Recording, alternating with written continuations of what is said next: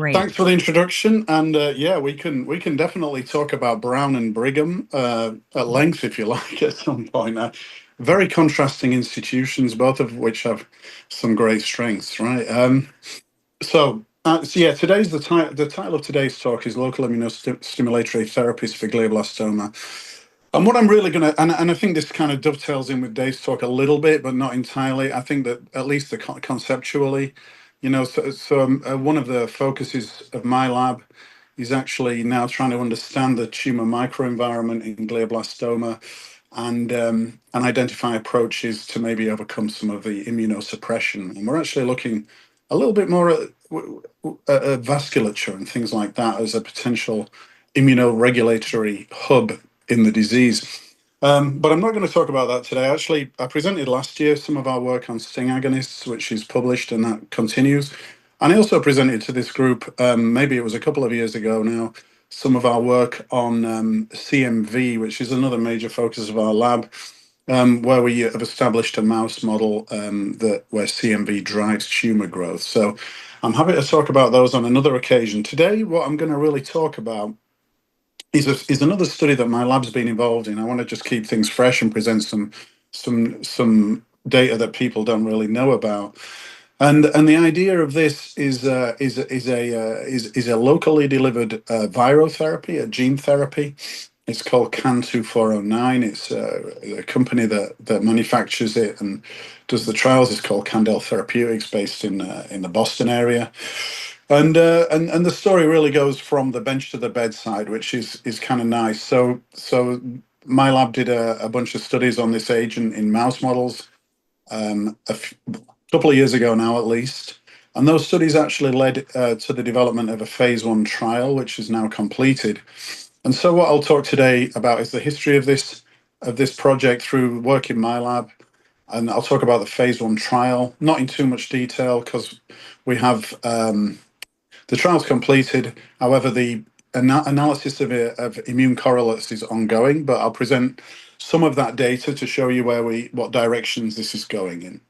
So the vector we're talking about is an adenovirus. It's a non-replicating adenovirus. It's one of the oldest gene therapy vectors in the book. So it's a non-replicating adenovirus serotype 5 that has been armed with the herpes virus thymidine kinase gene, which renders any infected cell which expresses the thymidine kinase gene sensitive to ganciclovir, because the thymidine kinase will phosphorylate this nucleotide analog and it'll go off and do DNA damage. And the idea behind this approach, at least initially, was as an in situ kind of vaccine. Well, not actually. The idea initially, before people were thinking about immunity, was simply that this would infect tumor cells and kill them. Now, with our wisdom of understanding immunity, we look at it differently. We look at this as an in situ vaccine, where cell lysis will lead to antigen presentation and subsequent anti-tumor immunity if it works properly. And just to really think about local viro and gene therapy, as you know, this is a big area, quite a big area in the field. And what we've sort of sum up a lot of different ideas. These viruses are generally administered intratumorally in the surgical setting, although that's beginning to change. There's many different kinds of viruses, obviously, and there's many different payloads. Some of the most interesting things that I've seen in the clinic lately have been a herpes virus. It's the oncolytic herpes virus. These are disabled viruses, essentially. They'll replicate slowly, but they won't cause disease. So this is an oncolytic herpes virus called G207. It's been around for many years, deleted, engineered, so it has some deletion of some vital genes to slow it down a little bit. But this virus was in clinical trials in Japan and published in Nature Medicine a couple of years ago by Tomoki Todo's group. And they found that intratumoral administration of this virus in serial injections. So this is not during surgery, but through into a recurrent GBM every several weeks would slowly lead to tumor regression in some cases. And this actually has been approved by the Japanese FDA and is ongoing. There's another interesting approach It's done by Nino Kioka, my former chairman at Brigham and Women's. And Nino's using a similar type of virus, slightly different genomics, but similar idea. And his approach is to directly inject the virus intratumorally in recurrent GBM. This paper was published in Nature in 2024. And I thought that the interesting thing about this paper, it was in a small number of patients, but they were able to associate responses to the virus with pre-existing anti-HSV1 immunity, which really gives us some clues as to how these things might be working. Anyway, I'll move on to the data now. So the vector I'm going to talk about today, CAN2409, or ADTK as we called it in the lab, is a non-replicating vector. It encodes the thymidine kinase, and it leads to local tumor cell killing when the patients are administered ganciclovir, which does get to the tumor and do its job. So just to sort of summarize the features of this virus that might be useful is that there's a local chemotherapeutic effect. We have definite immunostimulation, so we did some flow cytometry in our lab and showed changes in immune cells. The synergy has been shown with irradiation. I'm going to show you some synergy with an immunotherapy. It's very safe. The vector has been given to many patients. This slide's a couple of years old now, so it's probably twice as many patients by now with different cancer types, with really no major problems, right? So, and also I should point out that Candel recently reported very positive phase 3 data in prostate cancer with this approach. So they are still developing it. So where I got involved was must have been almost 10 years ago now. Me and the company met and we decided we should run this study. And this study was basically to use mouse models of glioblastoma to test the combination of this ADTK, which then became known as CAN2409, alongside anti-PD-1 therapy. And this was actually one of the first major animal studies that my lab ever ran. It ended up being very, very successful, very informative. I look back on it now and think all the things we could have done in addition. However, this is what we saw. So the Kaplan-Meier curves here illustrate the untreated controls. This is a model called GL261, which, as some of you may know, is a very responsive cell line in terms of immunotherapies. We did see similar results in CT2A, which is another glioblastoma line, which is much more suppressive and has a higher myeloid compartment. So more suppressive M2 type of macrophage compartment. And what we saw in this study was that the vector, when combined with ganciclovir, which we called GMCI at the time, which gene-mediated cytotoxic immunotherapy was the name we coined. This led to long-term survival in a few animals, anti-PD-1, also long-term survival in a few animals, but the combination clearly worked much better than the individual components, and we showed that in the separate model as well. When we re-challenged those mice with tumor injection in the contralateral hemisphere, we saw no tumor growth. So this represents the memory to the original tumor. And here's some luciferase data showing how the tumors vanished over time in these models. We did quite a bit of flow cytometry, and just to sort of show you the kinds of things we saw upregulated PDL1 in tumor-associated microglia. We also saw increases in interferon gamma with the GMCI alone, however, none with anti-PD-1 alone, and a little bit with the GMCI. And this actually, I think the mechanism is probably self-evident, but the GMCI is going to be causing inflammation in the tumor microenvironment, and that leads to interferon gamma upregulation. Interferon gamma actually drives PDL1, is one of the drivers of PDL1 expression, and that creates this environment where anti-PD-1 can potentially be effective in overcoming that repressive signal. So to move on to the next kinds of experiments we did, I'll show you a couple of additional lab experiments that we performed. That initial study went to ABTC as part of the package to start the clinical trial that I'll talk about in a couple of minutes. And so what we looked at a little bit at gene expression and in the intratumorally. We saw some changes in cytokines that you can see here. We saw lots of changes in lots of genes, as you always do. We focused on some of these cytokines, in particular IL-12, which has been employed a lot in combination with oncolytic viruses due to its effects on improving T cell activity. And what we saw in this little in vitro assay here is the addition of IL-12 to our CAN209 cell killing. This is CAN2409 plus ganciclovir in a glioblastoma green spheroid in the presence and absence of IL-12. And we were able to see, as shown graphically here, improved tumor cell killing in this simple in vitro assay. And what this tells us looking forward is there are ways to improve this type of approach, I think. So, when we see the clinical data, we'll see that, that what it's asking us is, do we want to take this this idea further, and how can we improve it to benefit patients? So this is one potential way.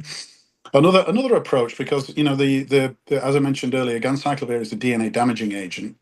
Perhaps if we interfere with DNA repair pathways, we could also enhance this therapeutic approach. So we tried a number of DNA repair inhibitors, and ultimately settled on this AZD6738, which is a brain penetrant inhibitor of the kinase ATR, which is involved in the repair of DNA, double-stranded DNA breaks, things like that. And what we were able to show in this initial screen was that the amount of cell death was greatly improved when we added this ATR inhibitor to our in vitro assays.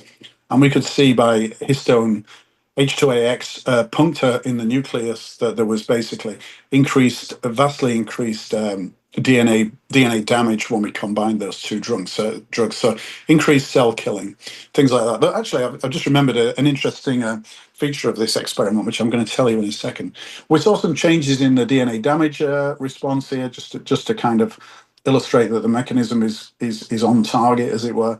And then when we did the Kaplan-Meier curves, in this case, we got a good number of long-term survivors after the GMCI treatment alone, or the ADTK plus ganciclovir. Combination improved the response, at least in the early stages of this experiment. However, when we re-challenged these animals, which I thought was a really interesting thing that I haven't gone back to for a while, unlike in the first experiment that I showed you with the virus plus PD-1, we actually didn't get immune memory. It's something we haven't looked into again, but it indicates there are definite connections between DNA repair and immunity and cytokine secretion that we should look into a little bit more here.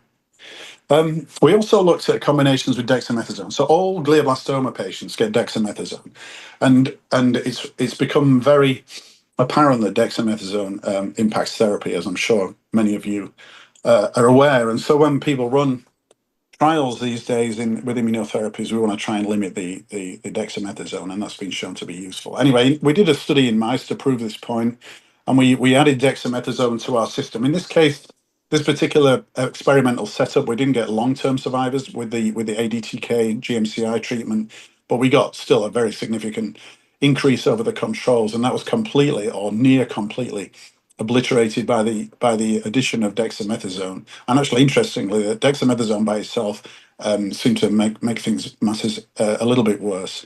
And we did in this experiment, we did a site-off analysis. So this is using heavy metal labeled antibodies, 40 or so antibodies to probe the immune infiltrates. And what we could see, as we might have expected, is in the red bar really is what you're looking at after dexamethasone treatment compared with the green. We see reduced CD8 T cells, reduced CD4 T cells, a trend towards increasing in suppressive macrophages, monocytes, and neutrophils, which all lead to a much more unfavorable immune environment for outcomes. And you can see on these Tisney plots that there's major changes throughout the populations. The Australia down here at the bottom seems to disappear with GMCI. That's actually the sort of neutrophil-like populations, which then recover strongly in the presence of dexamethasone. So there's a warning for the upcoming trial. So I'll for the next part of the talk, I'll just summarise the clinical work, which I was involved in some of the development of this, but obviously being a PhD, did not see any of the patients. But this was done by the old Adult Brain Tumor Consortium, and in collaboration with Bristol Myers Squibb and Candel, which actually it was quite interesting during the process of this work. Candel emerged from a smaller biotech. And as we were trying to publish the dexamethasone data, they really took a long time to review our draft of the manuscript before it went public. Anyway, we don't need to necessarily worry about that.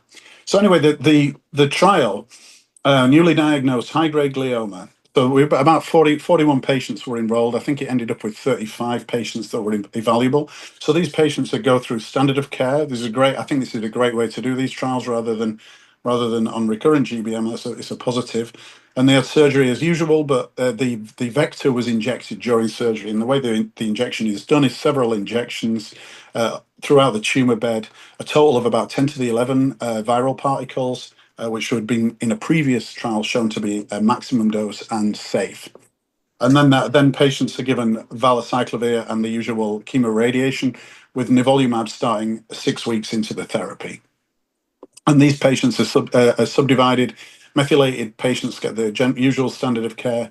Unmethylated patients do not get temozolomide because the benefit of temozolomide in unmethylated GBM is probably not very much. And then the primary endpoints, safety, which I can say that this was overall a safe approach.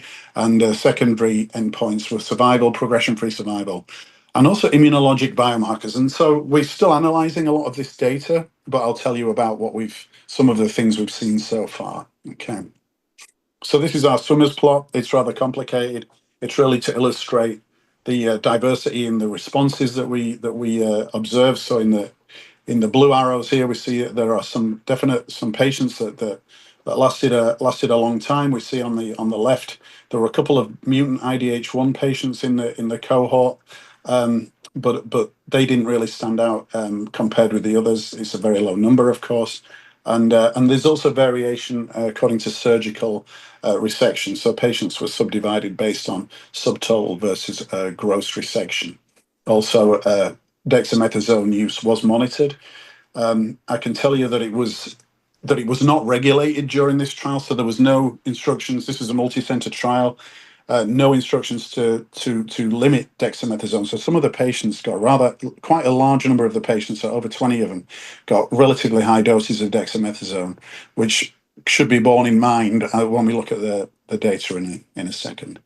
So one of the exciting things in this study, from my point of view, in terms of generating data, was this collaboration we did with the National Cancer Institute group called CMAC, which is a Centre for Immunological Monitoring that was established at NCI a few years ago.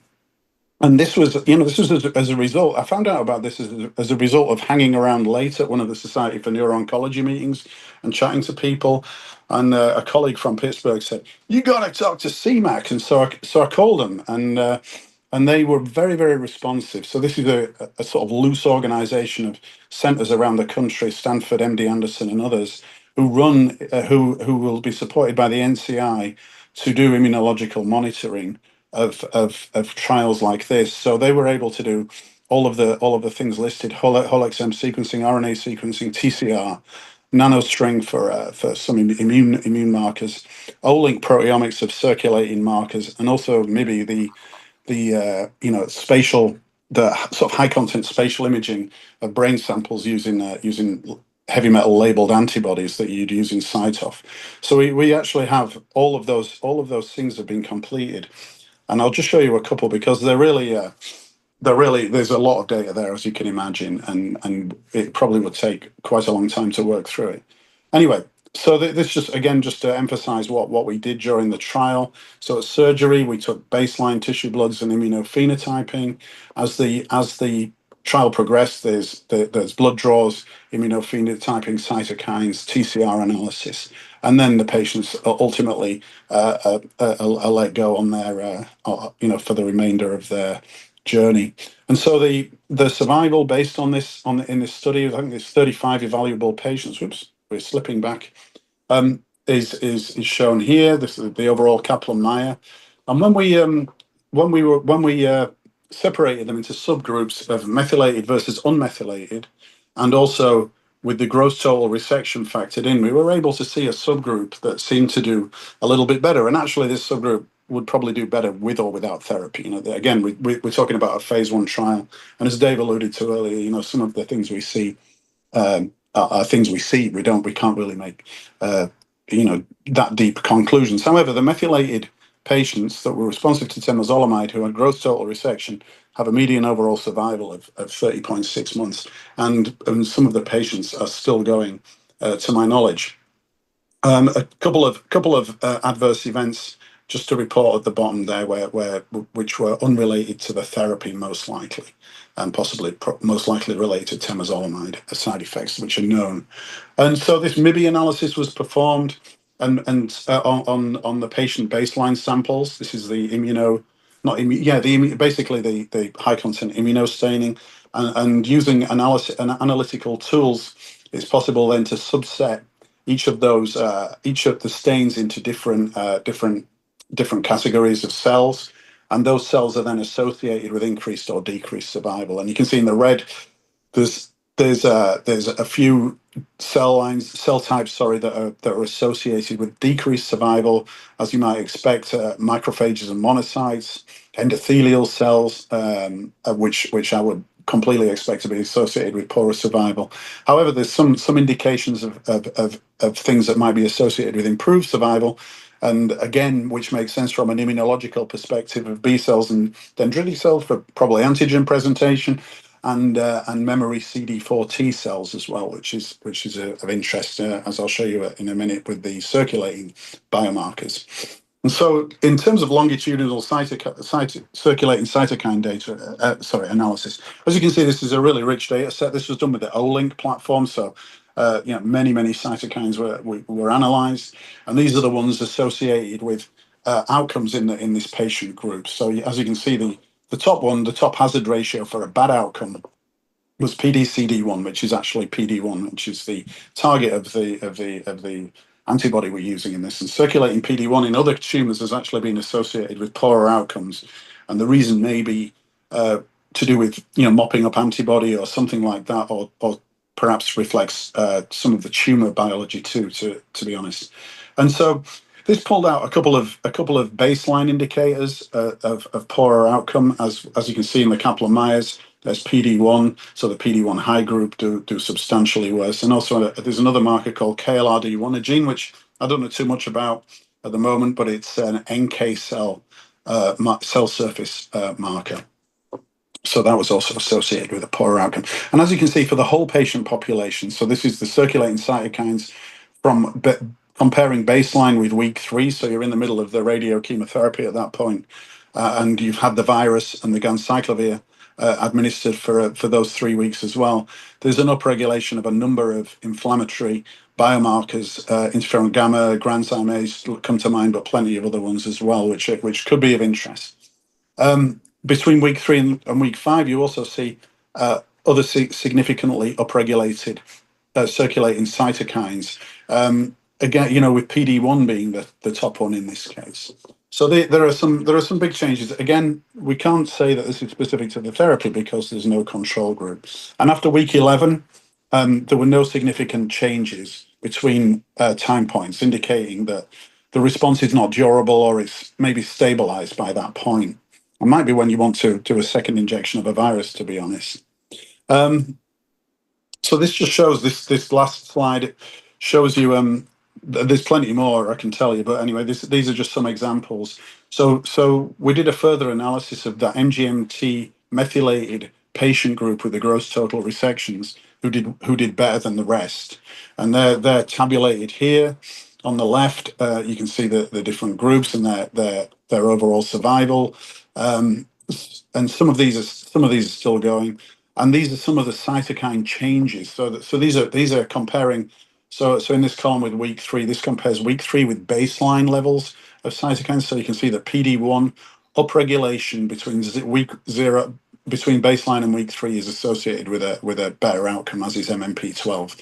And at week 5, we see EGF with some other markers which are less well associated. And those Kaplan-Meiers down at the bottom, for what they're worth, small patient population. However, they do illustrate the effects of these cytokines, or at least the association of these cytokines with outcome.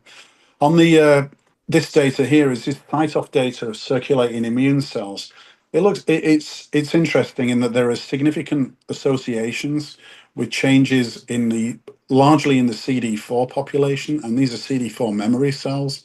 So, they ask the question of whether this therapy has really, changed the immune microenvironment of the tumors, and that's reflected in the circulation. And I think that's something for further studies. So, this is a study that we hope will be published at some point later this year, and there's plenty more, I think, things to analyze over time with it as well. So just to summarize what I've shown you, I've shown that this CAN2409/ADTK is efficacious in murine GBM, and that can be enhanced by the treatment with anti-PD-1. And the phase 1 trial I just showed you, the greatest benefit was observed in MGMT promoter methylated patients who'd had total resection. And those initial correlative studies reveal that there are potentially relevant alterations in several immune biomarkers, including PD-1 induction in these long-term survivors. And with that, I'd like to thank my new lab at Brown, which is listed on the left, but actually my old lab at Brigham did most of this work, and also the people at Candel Therapeutics who drove the clinical trials, particularly Laura and Brian and Estuardo, who were really involved in the initial planning stages of my work. So thank you very much for listening, and I hope you enjoyed that. Thank you very much. I'm going to open the floor to questions. Yeah, Sean, thank you. I'm curious, one of the things that I took away from your talk is we need a new agent other than Decadron that will stabilize the blood-brain barrier, deal with edema, not impair wound healing, and not suppress the local microenvironment. So can your lab whip one up for us? Yeah, sure. I mean, I've got some ideas on that. I think, there are, I mean, yeah. I think that, so I've seen some work from Dolores Hambadzumian presented a few years ago. IL-1 was a major mediator of some of the leakiness and edema that we see in GBM. I actually don't know what's come of that study and whether it's tractable therapeutically, but I think there are other things. We've done some imaging in animals where we do in vitro dynamic contrast enhanced MRI, right? So we can see permeability changes. We've seen a couple of drugs which interestingly seem to reduce permeability, although it's all, we probably could revisit that actually. I think it's a great question. Yeah, brilliant question. All right. Well, again, thank you, Sean. Appreciate having us today. Yeah, thank you very much. Thank you. I'm going to